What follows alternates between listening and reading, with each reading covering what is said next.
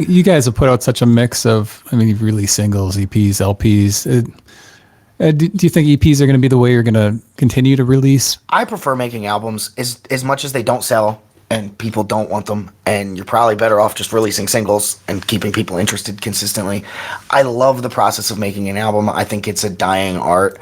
I don't think people value it in the same way that they used to. But I collect vinyl. I'm like super into it. I love the idea of getting like a big picture book basically that you can open up and like you get all these sleeves and old school vinyls and stuff like that. Like I just think like that adds to like the process and the art of it. And everybody's always saying like come up with these content things to sell and do things. I'm like, all right, we could sell a full LP with a bunch of packaged stuff in it for extra money, and like people can buy something really cool. I feel like seeing the imagery that the band chooses to represent the sound that they're selling is also like a really interesting like, part of it that's not around really much anymore. And just back to like the sound of I think I'm more interested in like with this EP, since it's 5 songs like with a direction on it. Like we made albums before, but they're just a collection of songs on a record.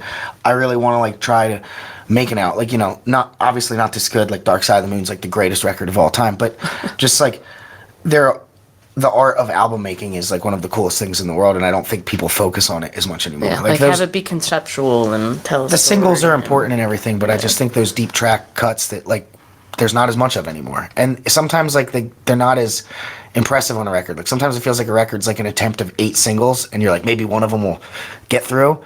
And I just think like the idea of being like, okay, well we made these, we know these are kind of the more pop songs, and the rest of it is just art I made. Like here's art on a record that we made that we wanted to put out. So I'm definitely more of an album person.